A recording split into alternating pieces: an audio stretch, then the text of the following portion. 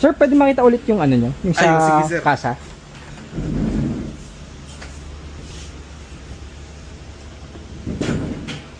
Eto sir. Yung ABS lang di ko pinagawa. Naka-ABS din siya. Sir, yung Nakailaw. yung ABS niya umiilaw eh. Pero nawawala. Dati nawawala. Akala ko battery lang. Nagpalit na ako battery, nandoon pa din. Pati handbrake, nakailaw. Hindi Hindi naman. sir eh. Ano na yun, one year ago na yun sir eh. Tatlo talaga nakailaw. Oo sir. PCS, ABS, tsaka Hilasis. So, ang pinalitan nila, Parang hindi ko napansin. Wala naman. reservoir tank. Try natin reprogram. Reservoir tank. Pati gasket, sir, na pinalitan. Oo sir, pinalit. So, pero ngayon, mataas pa rin yung temp. Overheat pa rin.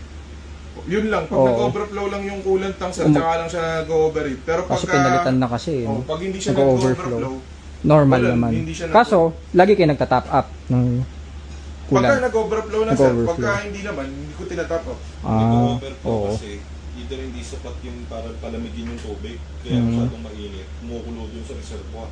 Ngayon, ang isang cause na kung pwede doon, one liner yung ginamit na radiator. Manipis. Manipis. Nabanggit namin, sir, yung Yun nga daw, manipis nga daw. mabilis magbara kapag manipis. Parang mangyari doon, pag ikot ng tubig, one liner lang, isang daan lang yung tubig. Meron tayo dito mga galing kasaw.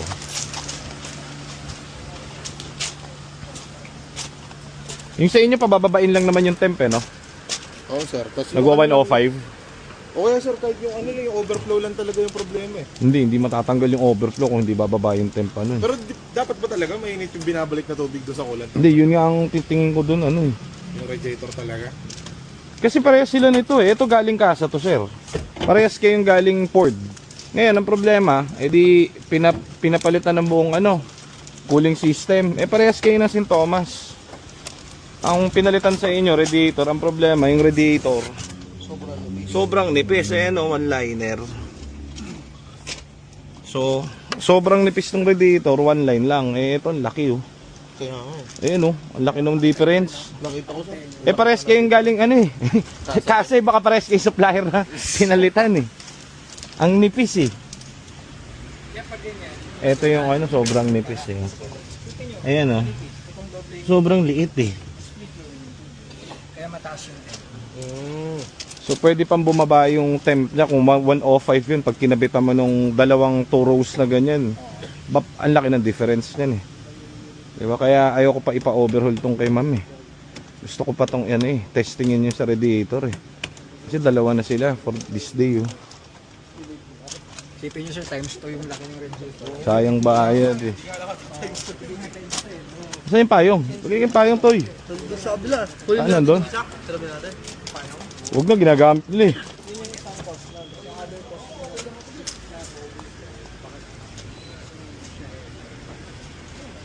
So ito yung kila sir, ang gamit. Galing ding Ford to. Ang problema, ito ba yung kay sir?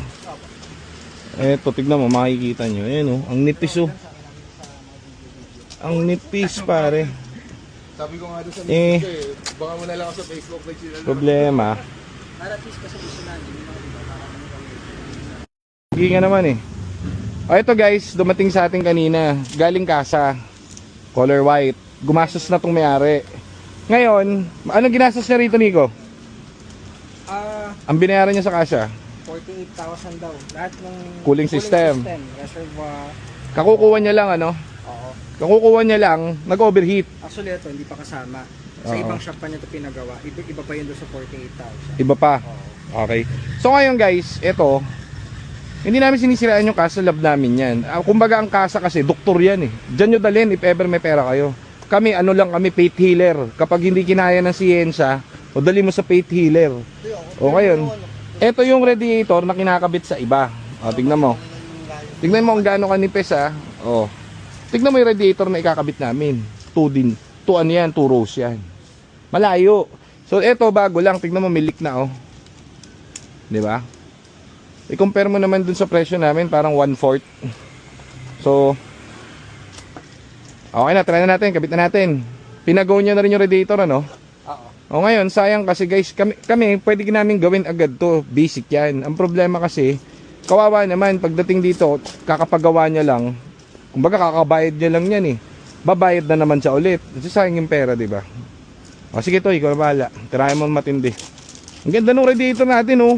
Layo eh. Wala pa nga sa Malayo eh. Ang problema nga, sira agad yung radiator niya. Oo. Kasi siguro, sobrang init na ng tubig. Lumakas na yung pressure, pumutok na, no? Oh, yung ipis lang kasi. Wala na kasing lalabasan yun eh. Eh di, malamang sa malamang, buhay yung cup niyan. Baka. Diyan lang talaga yung ano. Oo, kasi kung may singaw yung cup niyan, hindi na mabubutas yan eh. Kaya siya nag-overflow. Oh, so ito, ayan, galing kay Daddy Casa. Okay din naman gumawa doon, kaso nga minsan may mga ganito na yan, katulad niyan, no? Tingin namin diyan, kaya ganyan yan. Pagdating dito niyan, basic lang. Ang nipis ng radiator, ang layo.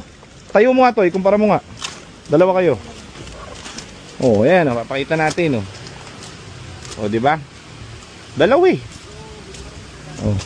Ngayon, ang temp nito, nagtataka yung may-ari, 105 ay bumaba. O ngayon namin makikita natin kung ano temp na.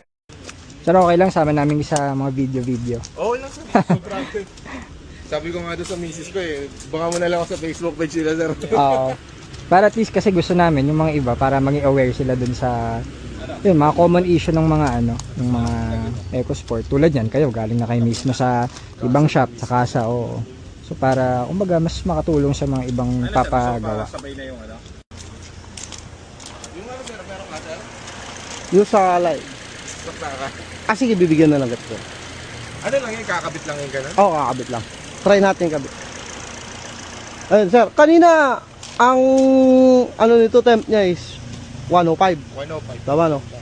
Ngayon, is 84. Bumababa pa. So, yan. Ayun, sir. Yung pinagkaibaan nung kinakabit namin na radiator, yon is tama. Maraming magaling dito sa Metro Manila. Pero yung tamang parts na ikakabit, hindi medyo, kasi kami marami na experience, daming unit na dito, kaya yung radiator talaga yung nakaka-apekto yung malaki. Ito manipis yan, ano, puto. Okay sir, okay na dun sa office. Eh, pupunta lang. Okay, sige sir. Ay!